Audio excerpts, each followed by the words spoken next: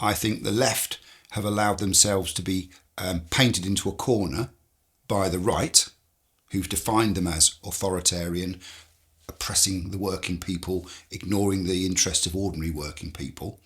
And the right have then been able to sort of push their liberal agenda based on liberalising the free market globally. And it's that liberalisation of the free market which has systematically undermined ordinary working people. We now find ourselves not as producers, not as productive people making things and selling things and having a good quality of life. We find ourselves mere consumers, having money shoveled at us either through wages or through welfare, and we're expected just to consume. And it's not a sustainable and it's not a moral lifestyle. It's a lifestyle that's not doing us any good. And actually, if you look at it on a global basis, it's giving far too much money to far too few people. And it's undermining the ecology of our planet. It's just outright greed, promoted as though it's some kind of virtue. So the problem is that for most ordinary people, socialism has been associated with authoritarianism, with dictatorship. But it shouldn't be that way. I mean, you know, the principles that were outlined by Karl Marx and Friedrich Engels were very much that the working people acquired the power. They acquired the power over the state, not the state acquiring the power over the people. The middle classes were the people who were driving the economy. So they became a very, very powerful and important part of Britain's economy from about the 15th century onwards. You know, and they managed to scramble into power, and then they created this parliamentary system which was to benefit them pretty much. I mean, you know, that it was a system that was designed for the aspirational middle class to have an environment within which they could look after the interests of other members of the affluent and aspirational middle class. They were an elite. The ordinary working person had to fight to get the vote. And then women had to fight to get the vote. These things were not granted to them without struggling for them. So our parliamentary system was never designed to benefit the people at the bottom. You know, and it's still largely an elite that believes in the free market. Hence the reason we get so twitched when something is done in politics which affects the free market or affects the markets. And we're working for the markets. We're not working in the interests of ordinary working people, and we need to do something to correct that. So we need to empower ordinary working people so they feel they've got much more influence over what goes on at the top, rather than they're on the receiving end of things that are done to them by people at the top. The problem is that because capitalism was created in the 18th century, it still retained some of the controls that were around in the feudal system. So you had the idea that, okay, you can create vast amounts of wealth for yourself, and you can acquire status as a result of that. And there are still people who sort of fall somewhere towards the bottom of the pile. It's just not determined by birth that happens. This is the early part of capitalism. But of course, that very quickly changed. And as capital consolidation occurred, the people who were at the top stayed at the top. And so capitalism started to fail in its mission to create this anarchy, this dynamic anarchy of bringing people in, raising them up, pushing them down, kind of a way of creating wealth which enabled contract choice and consent to work in a very kind of chaotic way. But that ultimately, as a system, drove success for the economy. And it was a successful process. It was a successful system. It has its crises. In Great Britain, we are slowly sliding down the ranks of people who are able to use capitalism to benefit our own people. So capitalism is now benefiting a global elite in the same way that 50 or 100 years ago it benefited a national elite. But we can see the consequences of that in our communities because profit and making money is still the preemptive, the primary aim of capitalism. It's to make profit for people. And so our politicians collude to ensure that the system can continue to make profit globally. The profit goes into the hands of a handful of very remote people. We have organisations like the World Trade Organization or Davos that are there to smooth or oil the wheels of this global free market system. and ordinary people systematically, unsustainably lose out on all of that.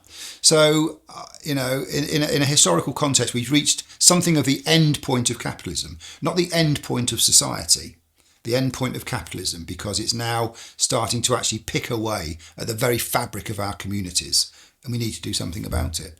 And the only action we can take, of course, is to take political action. But at the moment, we haven't got the opportunity to do that.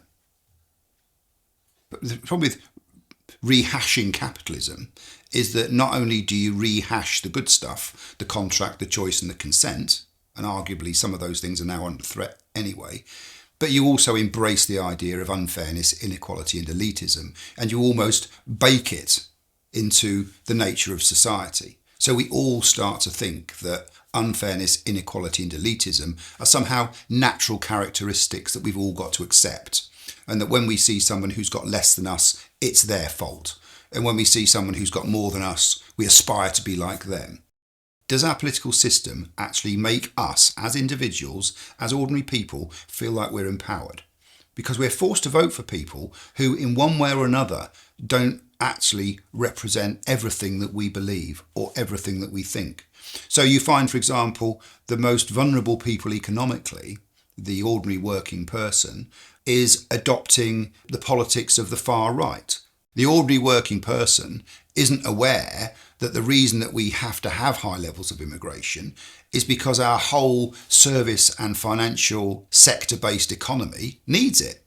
So there's an attempt being made to beguile and mislead people into thinking that the reality isn't the case. They're being told that, immigration is the problem by the right. They're being persuaded by the left that there's nothing wrong with immigration. It's an unalloyed success. And we need to have immigrants, and indeed our service-based financial services sector dependent economy does need to have those high levels of immigration. We have a declining population. We have a dependence on house price and stock values, all of which would go down as your population declines, because of course there'll be a surplus of housing on the market. So we need to have high levels of immigration to make our economy continue to function, given the nature of our economy as based on services and finance. If we have a party-based, top-down, elitist parliamentary system, we're going to continue to get politics that doesn't actually represent anybody other than those people who are part of that process. So everybody wants to have that level of autonomy, that level of comfort. We're all entitled to a level of comfort which enables us to live our lives in a comfortable, relaxed, well-nourished way. With the important things up, we can bring our families up, we can show compassion, we can feel that we're not under threat and we don't need to threaten anybody else. That is what any society wants. But you also have to look at the underlying strength of the economy that's giving you those things. Are those things really something which you can guarantee in the longer term? And I think, we have to ask the question, well, maybe I am happy, I am comfortable, I have got enough, but unfortunately, I don't feel that confident that the politicians are able to guarantee that in the long term, that situation is going to continue. We're seeing the slow decline in the levels of security that people feel within their communities. We're seeing the NHS put continually under pressure. We're seeing the challenges within our own society and within our own economy, which I think will have to challenge some of those assumptions that, everything in the garden is rosy, because I personally don't think that it is. We've seen over the last 40 years or so, our economy decimated, our production moved abroad, and we've seen ordinary working people redefined not as producers but as consumers. And we consume whatever's given to us, regardless of how unhealthy it is or how unsustainable the lifestyle is that this creates for us. That's what we're expected to accept. There's no critical analysis of the diet that we're being fed. The mental health implications of stripping away all the productive work that we used to do and giving us nothing really of value to do anymore. We've decimated the family. Decisions have been made by politicians, which are clearly in the interests of the system rather than the interests of ordinary working people. But ordinary working people don't have a voice. They have a vote. And that vote, they exercise, fewer and fewer of us do that, but they exercise that vote within a system which is essentially top-down and fairly authoritarian. Once you've elected your government, they can do whatever they like. I mean, the only guarantee at the moment is that you can vote them out after 5 years maximum. But then you're just voting somebody in who's going to have exactly the same authority and the same power over you as the last lot had. And how's that system benefited anybody? Are we better off now than we were in the 1950s?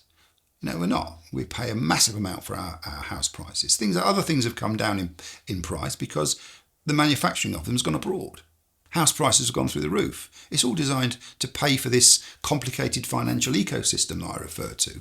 And so we need to kind of have some ordinary person's influence and control over how that works. And I'm not saying that every single person in the country needs to have the ability to control what goes on in Westminster, but ordinary people elected by their local communities should have a little bit more influence over what goes on in Westminster.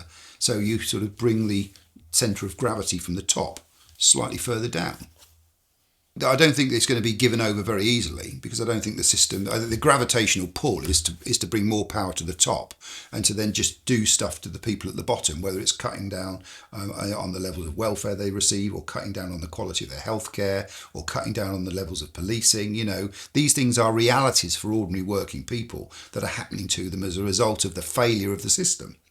But no one's going to give power. In reality, no one's going to give power to ordinary working people. Ordinary working people have got to demand that and not sort of run to one flag on the right or to run to the other flag on the left. They've got to realise that these two flags are not really representing them at all. They're just simply different ways of representing the one system, which is the system that operates in Westminster, and that everybody seems to continue to believe in. I think you've got to empower ordinary people at the level of their neighbourhoods. I think our politicians, there's 650 politicians in the House of Commons, and then you've got a huge number of members of the House of Lords, some of whom are people who've been in the House of Commons, others are people who've held senior positions in the state, within government, ex-generals, chief executive officers and things like that, ex-civil servants.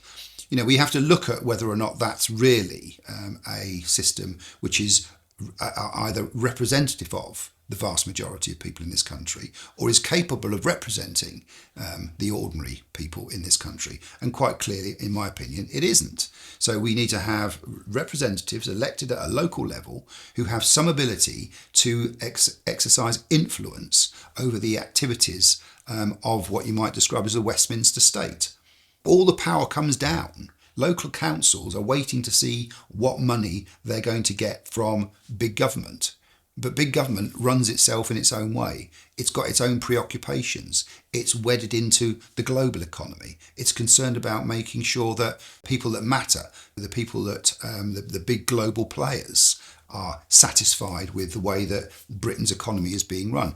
The markets aren't being twitched, for example. Yet ordinary people are therefore on the receiving end of whatever decisions are being made in Westminster, which relate to those people that are completely alienated from the lives of ordinary working people. So what we need to do is get ordinary working people's voices heard where power actually lies, rather than ignoring the interests and the views and the beliefs of ordinary working people and simply doing to them what the system up there at the top thinks they need to have done to them. It's almost an iron law of capitalism that capital will always seek out the lowest possible wages. Well, when the wages paid in the UK become uneconomic globally, then capital will move jobs abroad. But in moving jobs abroad, you're denying working people productive lives. You're denying working communities a productive existence. And that's the situation that we're in now. And politicians, rather than looking at that critically and saying, there's something wrong with this, they're actually going along with it. And the situation's just getting worse and worse and worse for ordinary people. We're building on good quality farmland to maintain an economy which is highly dependent on house building and mass immigration. Keeping stock values up, keeping the value of property up is a very important part of Britain's economy. If house prices start to go down, we slide into another banking crisis, and we can't afford to let that happen. So what we're doing creates pressures elsewhere, and it's being naive about where those pressures come from that our political class seems to characterise our political class. Part of the solution is to make people focused less on money, less on what they get out of things, less on wealth, and more about how this system can be used for the benefit of other people as well as themselves. A little bit like, I suppose, the Cadburys and the Rowntree families would have had a social conscience. We seem to have lost our social conscience even at the level of ordinary people in society. We seem to be more interested in ourselves now. And that works brilliantly for this free market system, but it doesn't actually work very well for our own communities. This shouldn't be a revolution where suddenly a load of people come together as a vanguard and turn everything upside down. Those are the revolutions that ultimately give rise to dictatorships or autocracies. What you want is a slow movement, a slow awakening of people that the current system doesn't work, and that actually party politics is largely to blame for that, because it doesn't actually speak to the vast majority of ordinary working people. It has the effect of polarising people around extreme positions on things. That's what binary politics does. It can't really avoid it because you have administrations and oppositions. It's baked into the system, and as people find that the vast majority in the middle become more and more ambivalent, so you start seeing political parties pushing everything to the extreme. What the revolution has to do, if it's going to be safe and protect people's rights, is to be a slow awakening, a slow raising of consciousness that the current system doesn't work. And although there's no blueprint for sorting it out necessarily, we do actually have to start having a conversation about how we evolve our politics and how we evolve our economy over the next 50 to 100 years if we want to sort of protect the interests of ordinary working people and don't start looking for comfort in some of the old ways of doing things from the past. No one's going to say a slave society is a good society. No one can say feudalism is a good society. Nobody can say autocracy is a good society. And no one can really say that capitalism as a way of ordering society is a good way of doing it.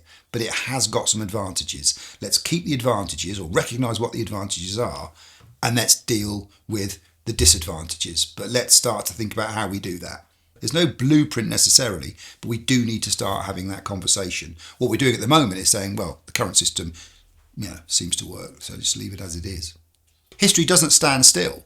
I mean, this idea that we're at the end point and we're going to go crash into disaster is wrong. There's every reason to be optimistic that we will come out of this our current economic and social difficulties if we actually empower enough people, the vast majority of people, to have an opportunity to contribute to it, to work out what is the best way of going forward. Classical Marxism talks about constant revolution. Constant revolution can only be resolved by everybody involved in that revolution being a party to it. AI, for example, is the kind of thing which throws up a challenge.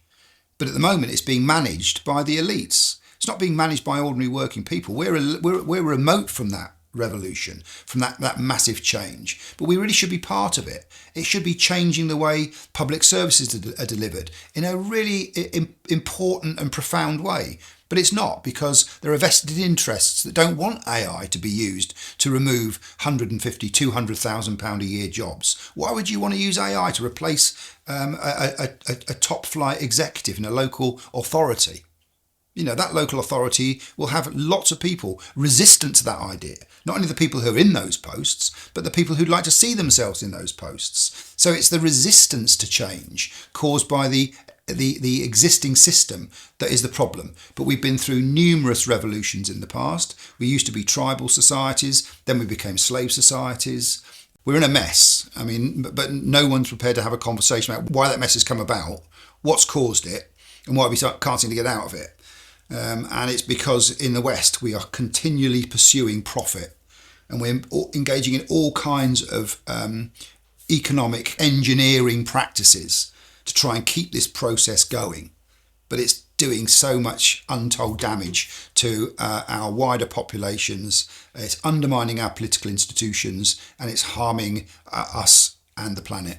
It's just, it needs to stop. But how do you stop it? It's a speeding train.